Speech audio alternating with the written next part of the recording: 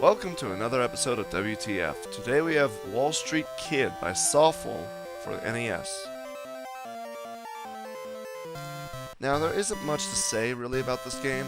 The story is your uncle passes away and he's leaving his fortune to you. Before you can get that fortune, you must prove yourself worthy by investing in the stock market. However, it doesn't end there. You must also buy a house, a yacht, a castle, a pet for your spoiled fiancé, and then get married. Supposedly there are chapters in this game. Chapter 1 deals with buying the house and a pet. Chapter 2 the boat, 3 marriage, and the castle is the final challenge. Now, I haven't been able to get the $1 million needed to pass Chapter 1, so the only way I found this out was looking online. So here's your main interface. Pretty cool, isn't it? You got a computer where you buy and trade stocks, this strange cell phone thing that lets you go hiking, swimming, or work out in the gym. Now you see the plant gives you various activities to do with your fiancé, such as going to the carnival, shopping, or a picnic, and the newspaper lets you see what's going on in the trade market. So how do you play? Well, it's actually quite simple. Every day you look through the newspaper to see what stocks are hot and which ones are dropping. Then, when you get to the interface, you click on the computer, see which items you want, then buy that much in stock. After you're done, you could either hang out with your fiancé, work out, though as far as I know this really doesn't do anything for the game, and then click the clock to go to the next day. You'll see how much money you made, and that's it. Seriously, that's the extent of this entire game. Since this episode was a little short, I decided to throw in a second game as a bonus. After posting my last game about elephants going to diabetes camp, many users suggested I looked up another game called Captain Novolin. Upon hearing that this is a diabetic superhero game, I hunted through eBay and picked it up for $5.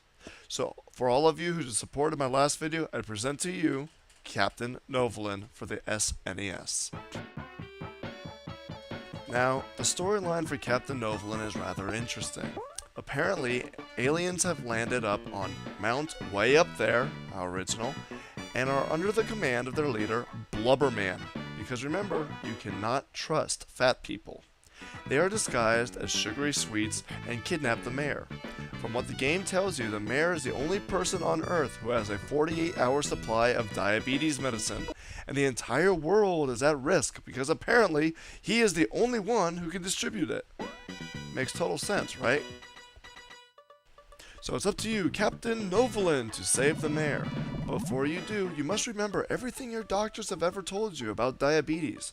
Then you must shoot up and then listen to this strange, deformed man tell you what foods you're allowed to eat. Only after all of this, you can finally go out into the world and save the day. Now the game is your typical side-scroller, and the first thing you may notice is that Captain Novolin cannot attack. The only thing he can do is duck, walk, and jump. Seriously, what kind of superhero is this? Well, like Packy and Marlin, you must monitor what you eat. I've never seen a game that limits you in the items you can collect. The problem is that many of them are right in your way, so you run the risk of overeating quite easily. Now the only thing you do in this game is walk through the levels collecting whatever foods is on your menu for that day. While you're doing this, you avoid enemies and answer trivia about diabetes.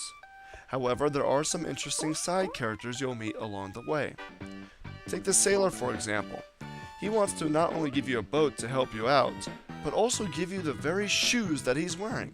Because as you know, diabetics must wear special shoes to protect their feet. I love the enemies.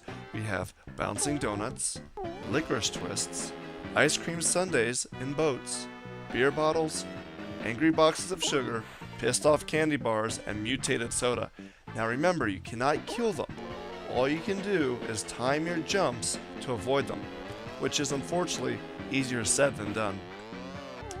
So unlike Packy and Marlin, which isn't really that bad of a game, you know, it's a decent platformer, this one really sucks. The controls are stiff, you can't attack anything, which makes it very frustrating, and I lose interest about 10 minutes into the game, so I never get past the second level. So that wraps up another episode of WTF. I hope you guys enjoyed this video, and I would like to ask if anyone out there knows any educational games for the Super Nintendo or the NES that haven't been shown already by the Angry Video Game Nerd or Screw Attack with Stutter and Craig. Please let me know so I can hunt them down and make another video. Thanks for all the support, and I hope you enjoyed this episode of WTF.